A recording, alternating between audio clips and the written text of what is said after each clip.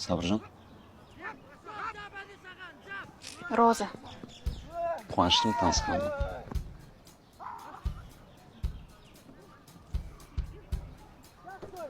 Не істеп жүрсің біздің ауылда? Не істеп жүргенде сол қаладан келген ғой. Ауылдың клуб шақырған ғой мені. Мен профутболистпін, Қайраттың академиясында ойнаймын. Сол шақырған соң енді кішкене опытым мен тәжірибемен бөлісейін де, мыналарға көмектесейін деген түрім ғой енді. Әйтпесе бір қатты жалғанған болған жоқ бұяққа келуім. Түсініп тұрсың ғой примерно. Сол. Енді, ұнап жатыр ма? Нормально былай. Пойдет.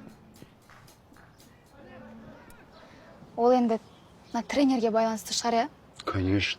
Конечно, тренерге байланысты. Бірақ именно мына кісіні тренер деп айтуға вообще келмейді. Мына қарашы мынау, қалай тренер дейсің?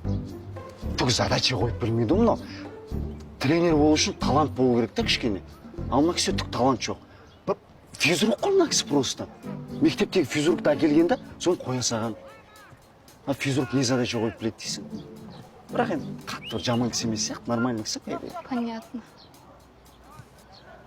Жігітің бар ма? Неге сұрадың? Неге сұрағанда сол кешкісін кішкене ауылды аралап жүріп қайтайын деп ойлағым ғой. Соның қасымда жүрсең кішкене жол көрсетіп.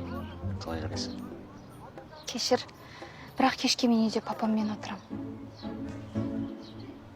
Пап! Папа! Мен саған тамақ әкеп қойдым, осы жаққа қойып кетем, хорошо? Рахмет, жаным, рахмет. Аха. Қарны шығып кеткен физруктың тамағын кеспей, хорошо? Пока.